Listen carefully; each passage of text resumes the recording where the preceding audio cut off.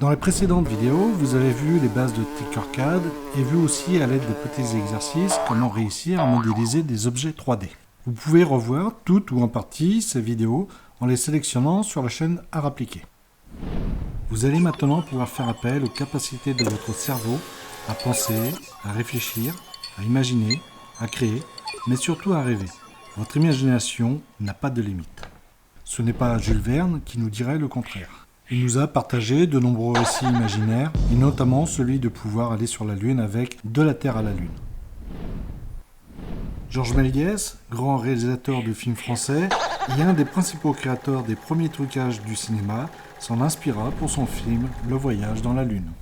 Dans ce tutoriel, il ne sera pas question de Lune, mais de fusée. Il est curieux de remarquer que ce véhicule de haute technologie pourrait devoir son existence à la découverte d'une simple poudre noire dite à canon, aux propriétés explosives. Invention imaginaire au départ, qui doit son existence à d'autres découvertes scientifiques, progrès technique passé inaperçu ou source de moquerie à une autre, c'est surtout avec la Seconde Guerre mondiale que cette technologie s'est développée, permettant à l'humanité de mettre son premier pas sur la Lune. Pour le thème, rien d'original, me direz-vous. Effectivement, de nombreuses réalisations, créées notamment à l'aide de Tinkercad, sont déjà présentes sur le web. Ce qui va être intéressant, c'est surtout de voir quelles méthodes et quelles techniques vous allez pouvoir utiliser si votre projet a pour point de départ un croquis non coté que vous souhaitez respecter le plus possible au niveau de son tracé. L'utilisation d'Illustrator va notamment vous permettre de géométriser votre croquis et d'anticiper le choix des formes de base que vous allez utiliser par la suite avec Tinkercad.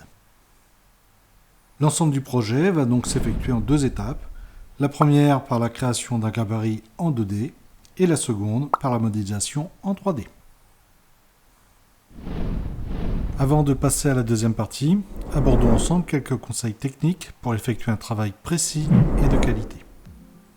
Dans Illustrator, deux principales fenêtres vont vous être très utiles, la fenêtre transformation et la fenêtre contour. Lorsque vous créez une forme à l'aide des différents outils formes, vous avez plusieurs paramètres qui s'affichent dans votre fenêtre transformation. Ces paramètres vous indiquent notamment avec précision la position et les dimensions de la forme sélectionnée. Vous pouvez le constater dès que vous déplacez une de vos formes. À côté des paramètres de position, vous avez des paramètres de dimension qui correspondent surtout aux dimensions de l'espace qu'occupe votre forme sur votre plan de travail. Les dimensions réelles de votre forme vous sont indiquées en dessous. Vous pouvez aussi modifier les arrondis sur l'ensemble ou sur une partie des angles de votre forme. Attention toutefois de vérifier quel point d'ancrage vous avez sélectionné dans votre fenêtre, car l'ensemble des paramètres seront conditionnés par cette sélection. Dans la fenêtre contour, vous pouvez définir différents paramètres d'aspect, tels que l'épaisseur. Mais vous allez surtout déterminer la position du contour par rapport au tracé initial de votre forme.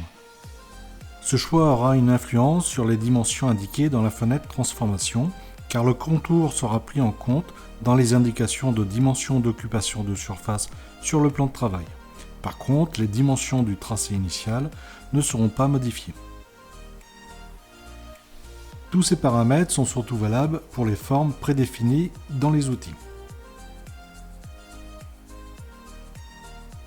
Si vous tracez une forme à l'aide de l'outil plume, seules les indications de position et de dimension de surface occupée sur le plan de travail vous seront proposées.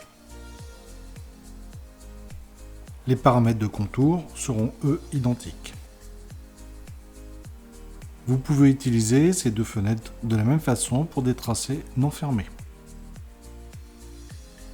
Pour la création du gabarit dans la deuxième partie, le premier réflexe serait d'utiliser des lignes de repère pour ensuite positionner les formes nécessaires à cette création. Si je crée, sur une ligne de repère, une forme avec un contour noir d'une certaine épaisseur et que je sélectionne l'ensemble, bien pensé à déverrouiller les repères pour cela, je peux constater qu'il m'est impossible de diviser cette forme en utilisant l'outil concepteur de forme. Par contre, si je trace une droite et que je positionne ma forme de départ dessus, Après avoir sélectionné l'ensemble, si j'utilise à nouveau l'outil concepteur de forme, je peux constater que cette fois-ci, je peux additionner ou soustraire les différentes zones qui me sont proposées.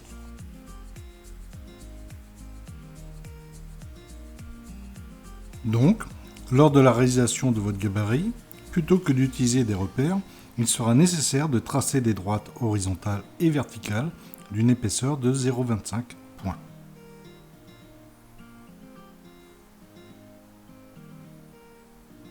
Pour les formes, vous les paramétrez aussi avec une épaisseur de 0,25 points et surtout avec l'option d'un contour intérieur. Pensez surtout à bien utiliser la fenêtre transformation en sélectionnant correctement le point d'ancrage que vous souhaitez prendre comme référence afin de pouvoir paramétrer correctement les positions et les dimensions de vos tracés et de vos formes.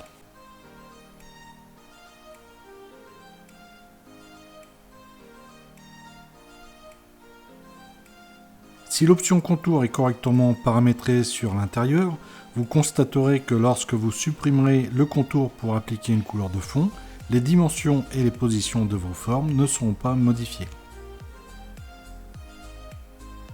Dès que vos formes et vos tracés seront correctement paramétrés, il ne vous restera plus qu'à utiliser l'outil concepteur de forme pour créer les éléments nécessaires à la création de votre future fusée.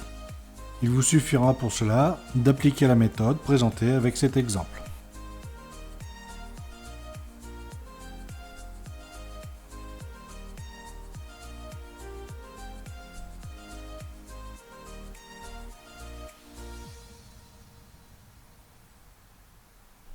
Voilà pour ces quelques conseils qui, si vous les appliquez correctement, devraient vous permettre de réaliser un travail précis nécessaire à la réussite de la modélisation de votre future fusée que je vous laisse découvrir dans les vidéos 2 et 3 de ce tutoriel.